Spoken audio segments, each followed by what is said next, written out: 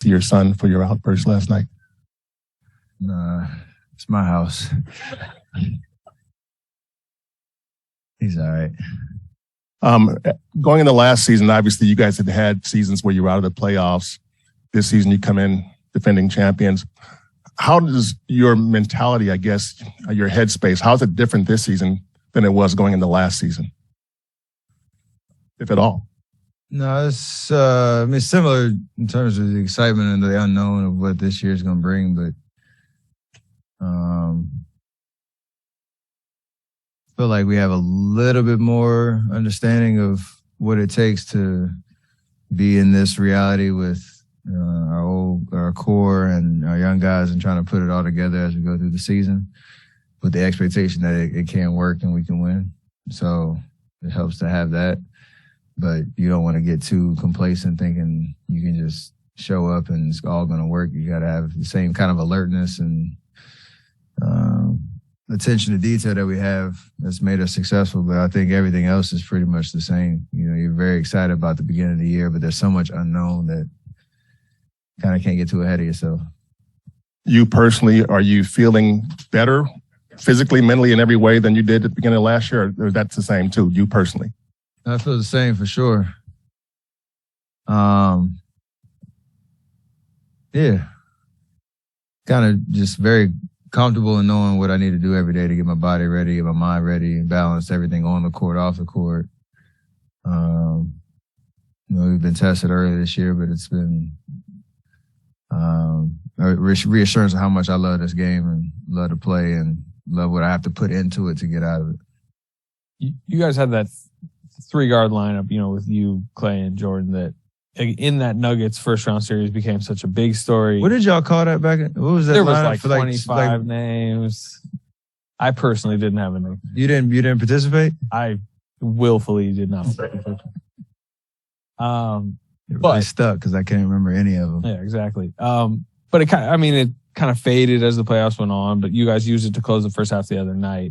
Do you feel like that lineup has a chance this season to, be really useful to you guys?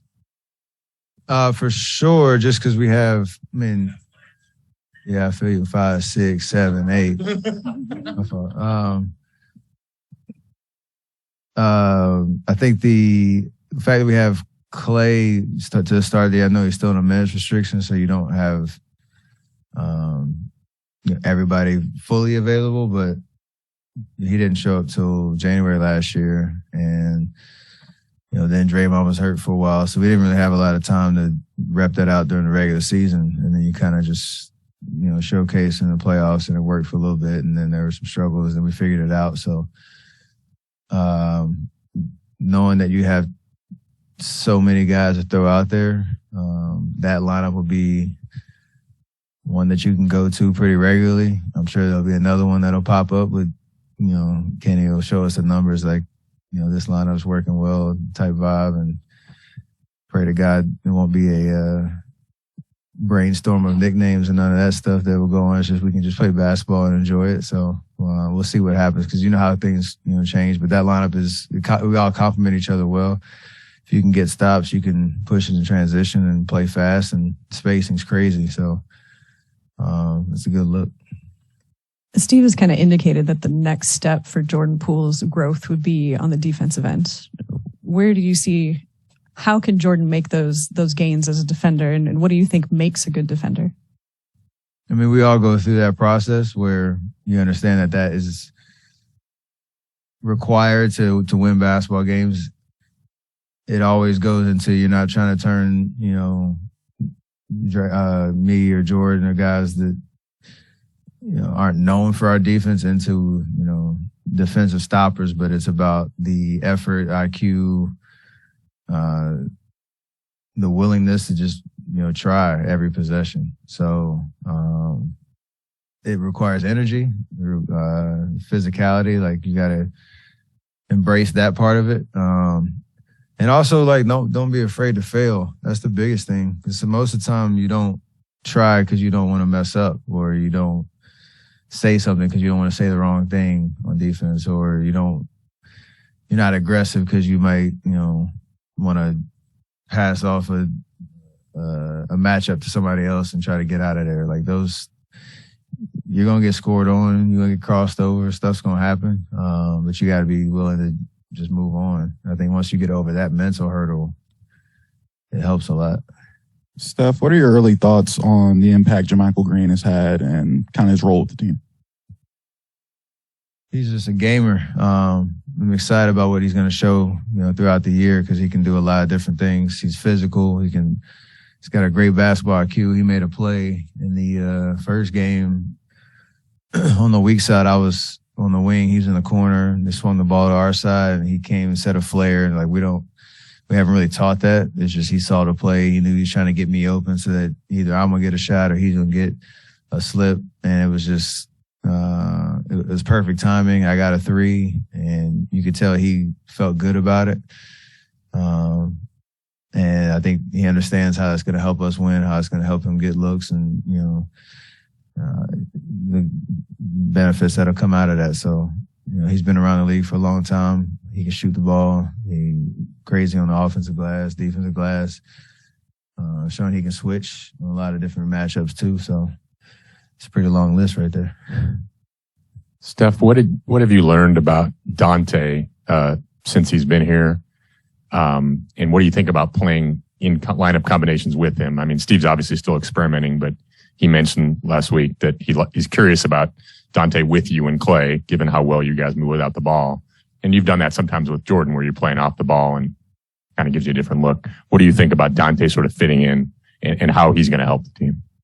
Kind of the same thing I was talking about J-Mike. Like, he just knows how to play basketball. I don't know much about his high school days, but Villanova to Milwaukee and just the systems he's played in, he knows how to play on the ball, off the ball, and that's exactly how we play. So he's surprisingly really good in pick and roll, which I don't know if he's had a lot of reps to prove that in the league. But he can play make.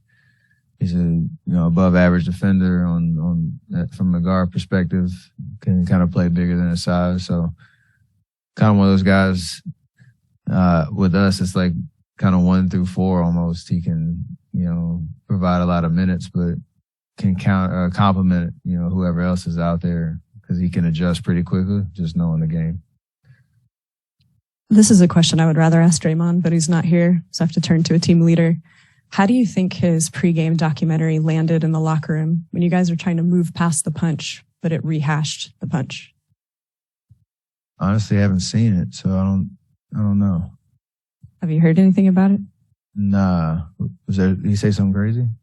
He didn't say anything crazy, but I think the feeling was maybe the timing wasn't right, or maybe it was sympathetic to Draymond.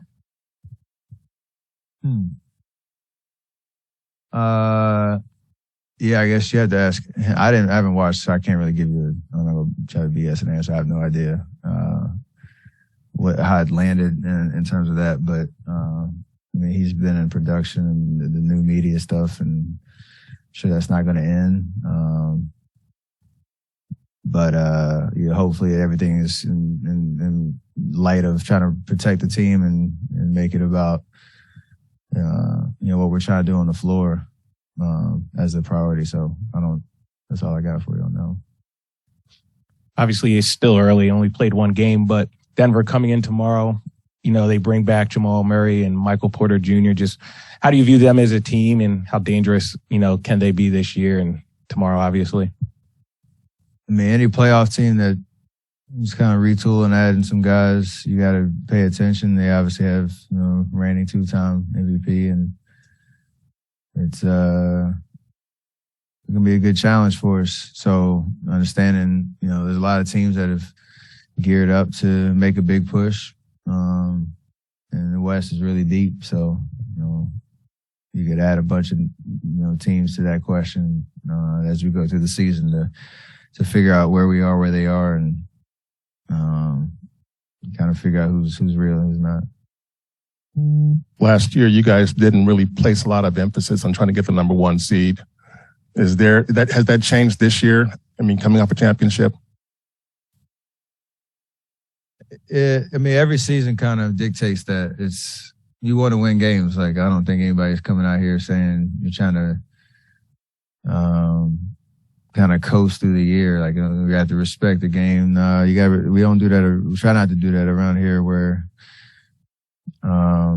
sometimes that comes with it, like injuries that happen, lulls that happen throughout the season where come February, March, you understand what the landscape is and it becomes just about how you're playing and finishing on a high note in the regular season, no matter what the standings say.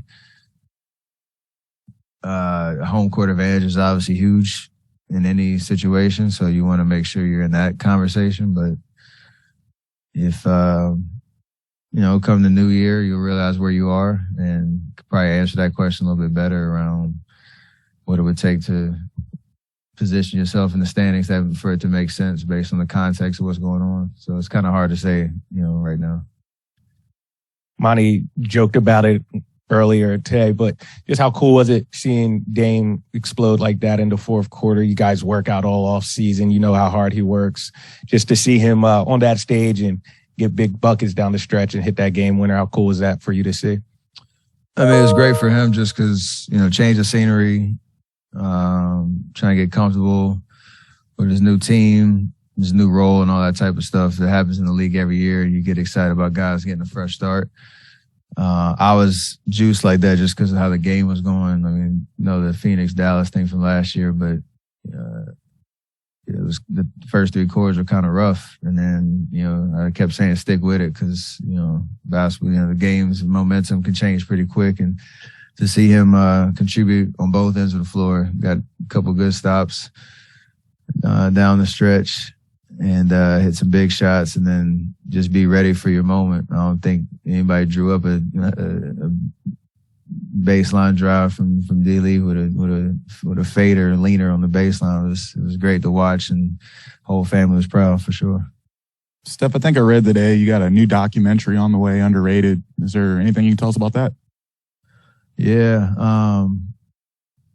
It's called Underrated. It's kind of speaking on and telling the story of our Elite Eight run back at Davidson and kind of the becomings of that team and kind of where we've gone, since. It's been this will be the 15th year anniversary, which is crazy. I think it's been that much time, but we got a pretty good team behind coming out on Apple Plus soon, so excited about it. Peter Nix, Ryan Coogler, A24 Productions. Pretty. I'm excited about this one just because it speaks to a very important part of my life and my journey. As a Davidson Wildcat and everybody that had a part in that story and telling it at a very high level. So I'm excited about it. It's pretty cool to have like Ryan Coogler on the project, huh? Absolutely. Steph, with all the things you produce, the TV shows, the movies, the conversations you're having with politicians, the one thing that seems to be missing would be your own podcast. Are you deliberately avoiding that? Yeah, it doesn't fit into my daily time schedules to stay consistent with that. So just make sure you know what you're signing up for. You have a very high standard of what you want to do off the court. So if I would do something, you want to kind of be all in on it. And I just don't think that at this point a daily, weekly, whatever podcast is kind of in my wheelhouse right now.